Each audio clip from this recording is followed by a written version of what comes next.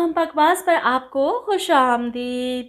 महरूम ड्रामे की अगली किस्त में आप देखेंगे कि उमैर की पूरी कोशिश है कि ज़ाहिरा जिस कंपनी में काम कर रही है वो कंपनी ख़रीद ले और इसे इस जॉब से निकाल बाहर करे। वो इस कंपनी को ख़रीदने ज़फ़र साहब के पास जाता है।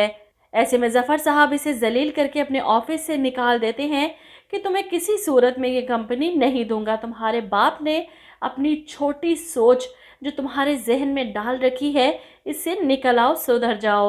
वो नसरीन का बेटा है इसलिए ज़फ़र साहब थोड़ा लिहाज कर जाते हैं, वरना तो जो कुछ उसने ज़ाहिरा के साथ किया है इस जैसे को तो वो अपने ऑफिस में घुसने भी ना दें। ऐसे में ऑफिस में आती ज़ाहिरा से उमैर का सामना होता है। उमैर जो गुस्से में ज़फ़र साहब के कमरे से निकल रहा था, सारा इल्ज़ाम ज़ाहिरा पर लगाता है, जिस पर ज़ाहिरा कहती है ये सब कुछ मेरी वजह से नहीं तुम्हारी वजह से हो रहा है। लेकिन हर बार की तरह तुम खुद को इल्ज़ाम थोड़ी दोगे, तुम तो सारा इल्ज़ाम मुझे दोगे, क्योंकि जिस शख्स ने तुम्हारी परवरिश की है इसने तुम्हारे दिमाग में इतना जहर भर दिया है कि तुम्हें ऐसा लगता है कि तुम कभी गलत हो ही नहीं सकते।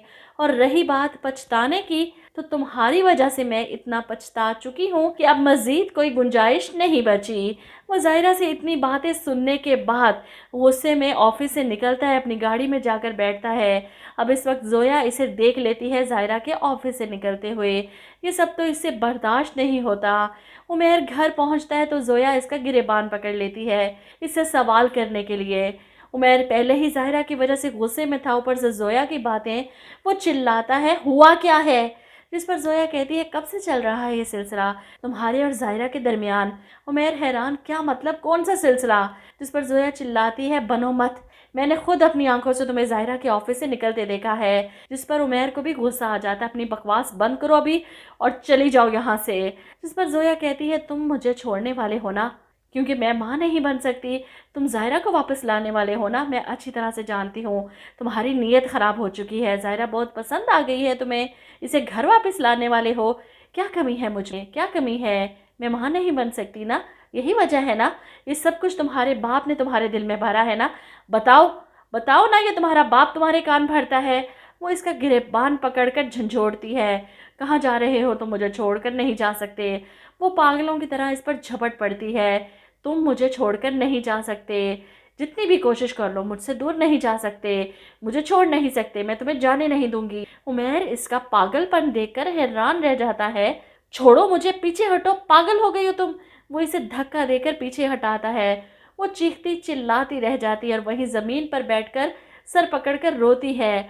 उमैर तो ज़ाहिरा के पीछे चला गया, भैया मामू ने इसके कान भर दिए, मेरे खिलाफ कर दिया। वो फिर से ज़ाहिरा को घर ले आएगा, मुझे छोड़ देगा।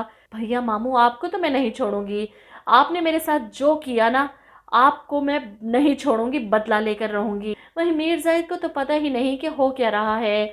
ज़फ़र साहब का इसे फ़ोन आता है तो वो गुस्से में उमैर के ऑफिस में आते हैं, जो ज़ोया से जान छुड़वाकर सर पकड़कर बैठा था। मीर जाहिद इसके पास आते हैं, क्या ज़रूरत थी उमैर ये सब ड्रामा क्रिएट करने की? तुम्हें किसने कहा था कि तुम ज़फ़र के ऑफिस में जाकर ये सब तमाशा लगाओ? जिस पर उमैर गुस्से से चिल्लाता है, क्योंकि दिमाग ख़राब हो गया था मेरा। डैड, क्या बुराई है मेरी परवरिश में, बताइए मुझे। एक औरत से जान छूटी, सोचा ज़िंदगी में सुकून आ जाएगा, इसके बाद दूसरी, वो भी उससे भी ज़्यादा बदतर निकली। आप भी हर वक्त लेक्चर देते रहते हैं मुझे। वो जो घर पर है वो भी सर खाती है मेरा।